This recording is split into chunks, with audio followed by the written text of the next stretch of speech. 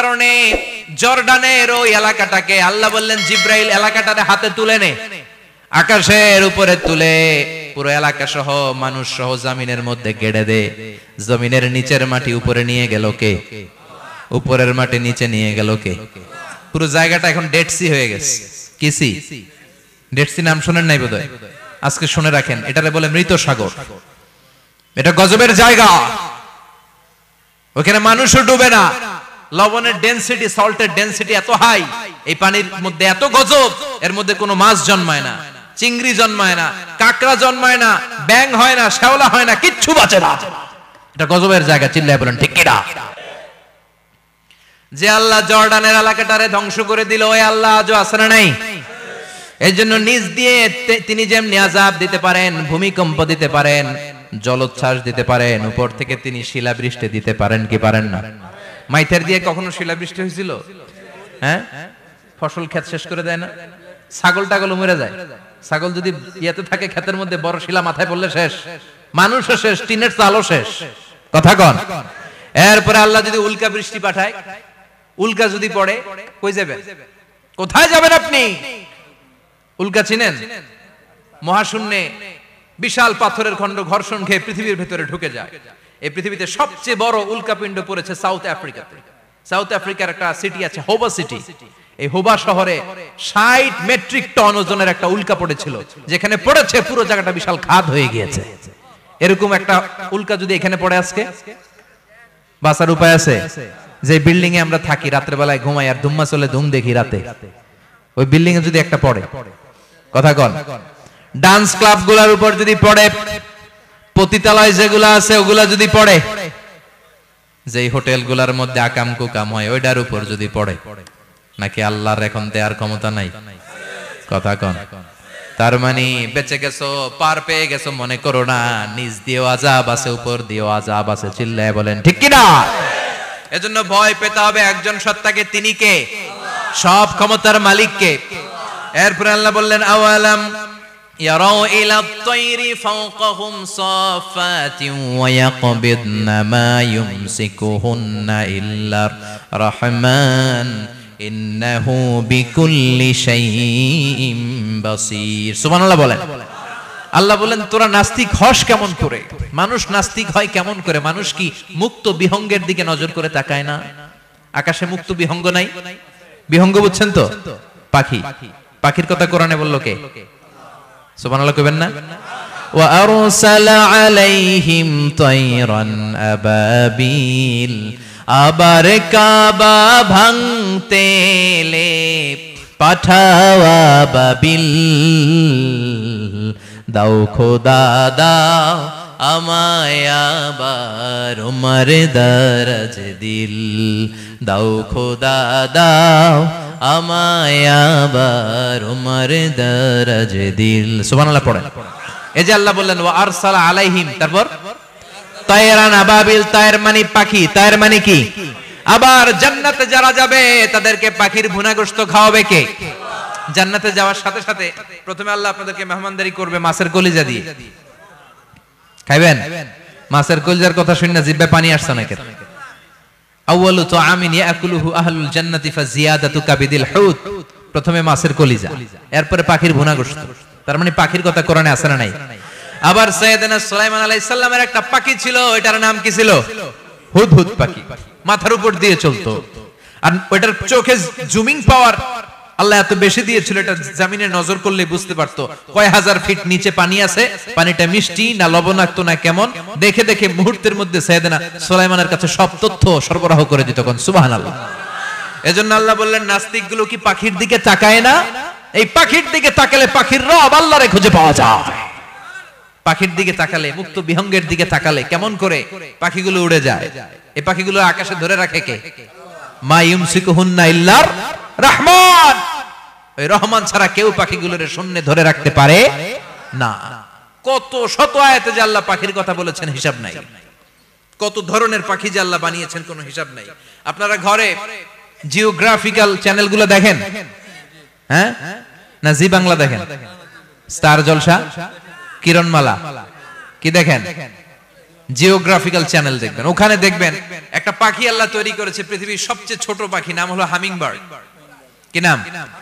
The smallest bird ever in the world, সবচেয়ে ছোট। এটা প্রাপ্তবয়স্কে 3 থেকে 5 ইঞ্চি লম্বা হয়। এটার পূর্ণ যৌবন এটা লম্বা কতদূর? 3 থেকে 5 ইঞ্চি। এটা প্রতি সেকেন্ডে ডানা ঝাপটাতে পারে 80 বার। কয়বার? আমাদের ডানা আছে না 2টা, আপনি আপনার ডানা 1 সেকেন্ডে কয়বার ঝাপটাতে পারবেন? হ্যাঁ, আমি ঝাপটাইলাম, কয়টা হয়েছে 1 সেকেন্ডে? হ্যাঁ, 3টা 4টা ঝাপটা দিতেই আমার সেকেন্ড শেষ। কিন্তু এই পাখিটা প্রতি সেকেন্ডে তার 2 পাখা ঝাপটায় কয়বার? পৃথিবীর সব পাখি সামনে ওড়ে, তো এই পাখি সামনে যেমনি ওড়ে, এট দ্য সেম টাইম এই পাখি পিছনের দিকে উঠতে পারে। সুবহানাল্লাহ, বাড়িতে যাই বললেন। ইউরোপের আল্পস পর্বতমালায় গুগল করবেন যে আজকে গুগলে লিখবেন যে আলপিন সুইফট একটা পাখি আছে। এই পাখিটা একবার যখন শূন্যে উড়াল দেয়, উড়ন্ত অবস্থায় এটা আকাশে 6 মাস থাকতে পারে। আকাশের মেঘের আপ থেকে পানি খায়, শূন্যে ভেসে বেড়ানো পোকামাকড় ধরে খেয়ে বেঁচে থাকে। 6 মাস পরে একবার জমিনে ল্যান্ড করে, নামে কয়েকদিন থেকে আবার উড়াল মারে, আবার উড়াল মারলে আবার 6 মাস। আলপিন সুইফট। আরেকটা পাখি আছে, অদ্ভুত পাখি, নাম হোমা বার্ড। এই হোমা বার্ড উড়ন্ত অবস্থায় ডিম পেড়ে দেয়, আর ওই ডিমটা জমিনে পড়ার আগেই মাঝখানে ডিম ফেটে বাচ্চা বেরোয়, বাচ্চা উঠতে শুরু করে দেয়। এই পাখিগুলোর কথা কোরআনে আছে না নাই? এজন্য আল্লাহ বললেন, আওয়ালাম ইয়ারাউ ইলাত তাইরি ফাওকাহুম সাফাতিন ওয়া ইয়াকবিদনা মা ইউমসিকুহুন্না ইল্লার রাহমান ইন্নাহু বিকুল্লি শাইইন বাসীর। আল্লাহ বললেন, নাস্তিকগুলো কি পাখির দিকে নজর করে তাকায় না? পাখির দিকে নজর করে যদি তাকায়, তখন পাখির রব আল্লাহরে খুঁজে পাবে। চিল্লায় বলেন ঠিক কিনা? পাখিকে আরবিতে বললে তয়ের। সবাই বলেন, পাখির আরবি কি? বিমানের আরবিও তয়ের। পাখি আরবি যা, বিমান আরবিও। এই পাখি নিয়ে গবেষণা করে বিমান বানাইছে। সুবহানাল্লাহ কইবেন না? আমরা বানাই নাই, আমরা তো খোঁচাখুচিতে ব্যস্ত, আমরা আছি ফতুয়া নিয়ে ব্যস্ত। তুই 20 কারণে কাফের, তোর চাচা 90 কারণে কাফের। তোর চাচা মরলে যেই জায়গায় কবর দেয়া হবে, ওই কবরের মাটির উপরে যে ঘাস উঠবে, ওই ঘাস যে গরু খাবে, ওই গরুর দুধ যে খাবে, ও কাফের। আছে না নাই? খালি কাফের ফতুয়া দেয় ব্যস্ত। আমরা ফতুয়া নিয়ে রইলাম, আর ওরা সব আবিষ্কার করে ফেললো। উইলবার রাইট আর অরভিল রাইট, এই 2 ভাই 1903 সালে এই বিমান আবিষ্কার করেছে, এই আয়াতের উপর গবেষণা করে। আওয়ালাম ইয়ারাউ ইলাত তাইর, ওরা কি পাখি নিয়ে ভাবে না? আমাদের তো ভাবার সময় নেই, আমরা আছি মদ নিয়ে আর নারী নিয়ে আর জুয়াবাজি নিয়ে। চিল্লায় বলেন ঠিক কিনা? এমন অনেক মন্ত্রীদের হোটেল আছে যেখানে পতিতালয়ের আড্ডাখানা। চিল্লায় বলো ঠিক কিনা? মুসলমান রাজ মদ আর নারী নিয়ে ব্যস্ত, আর ইহুদি খ্রিস্টানরা আমাদের সব ঐতিহ্যকে ধারণ করেছে। উইলবার রাইট অরভিল রাইট গবেষণা শুরু করে দিল। পাহাড়ে শুয়ে শুয়ে 2 ভাই খালি পাখির ছবি আঁকে, কেমনে পাখিগুলো ডানা ঝাপটা মেরে ওঠে, কেমনে নামে। গবেষণা করতে করতে করতে প্লেন বানায় ফেললো 1903 সালে। আজ থেকে 100 বছর আগের স্টোরি শোনাচ্ছি আপনাদের। তখনকার বিমান এখনকার বিমানের মতো ছিল না। আপনি দেখবেন যে শুরুতে বিমান কেমন ছিল। শুরুতে ভাঙ্গাচুরা 2টা পাখা নিয়ে একটু উড়ে আবার ধপাস করে পড়ে, কিন্তু আশা হারায় নাই, আবার উড়ে ধপাস করে পড়ে। আমেরিকাতে সুবিধা করতে পারেনি। ফ্রান্সের এক কিং তাদেরকে ডোনেট করেছে বিপুল অঙ্কের টাকা দিয়ে। তারা প্রথম ফ্রান্সের একটা শহর থেকে আরেকটা শহরে পৃথিবীর প্রথম প্যাসেঞ্জার প্লেন নিরাপদে ল্যান্ড করেছে। মানুষের উড়ার স্বপ্ন সফল হতে শুরু করলো। এখন বিভিন্ন ধরনের বিমান একটার পর একটা শুরু হয়েছে। এই পৃথিবীর সবচাইতে দ্রুতগামী যে বিমানটা আগে ছিল, নাম ছিল কনকর্ড, যাত্রীবাহী বিমান। এটার পরে এখন একটা বাইরে হইছে বোম সুপারসনিক। কি নাম? Bomb supersonic. এত স্পিডে চলে, এই মাত্র দেখলেন এদিকে, এরপর দেখবেন নাই ওইদিকে। সুবহানাল্লাহ পড়ে। কি বিশাল বিশাল ডবল ডেকার গুলো নিয়ে শূন্যে উড়াল দেয়। A3 এয়ার বোয়িং A380 বর্তমান পৃথিবীতে সবচেয়ে বড় প্যাসেঞ্জার বিমান। কার্গো বিমান তো এগুলোর 7-8 ডবল বড় হয়। I'm talking about the passenger plane A380। 525 জন যাত্রী নিয়ে এটা শূন্যে উড়াল দেয়। 525 জন যাত্রী, কেবিন ক্রু, পাইলট, বিমানের ওজন, খাবার দাবারের ওজন, ফুয়েলের ওজন, 525 জনের লাগেজ টাগেজের ওজন, এই সব নিয়ে শূন্যে উড়াল দেয়। সুবহানাল্লাহ কইবেন না? এই বিমান আবিষ্কারের আগ পর্যন্ত গোটা বিশ্বব্যাপী সব দেশে দেশে ছিল সেনাবাহিনী আর নৌবাহিনী। বিমান আবিষ্কার হওয়ার সাথে সাথেই শুরু হয়ে গেল বিমান বাহিনী, এয়ার ফোর্স, মিলিটারি। এখন বোম সুপারসনিক বানায়, এখন ড্রোন হামলা করে, এখন মিসাইল হামলা করে, এখন স্যাটেলাইট পাঠায়। আমরাও পাঠাইছি। কি নাম? Bangabandhu satellite. We launching the Bangabandhu satellite channel last year. আমরা বঙ্গবন্ধু স্যাটেলাইটও পাঠাইছি উপরে। সবকিছু পাখির উপর গবেষণা করে হয়েছে। চিৎকার করে বলেন ঠিক কি না? এজন্য আল্লাহ ডেকে বললেন, গোলাম ওরা কি পাখির দিকে তাকায় না? পাখির দিকে যদি নজর করে একটিবার তাকাতো, নাস্তিক আর নাস্তিক থাকতে পারতো না।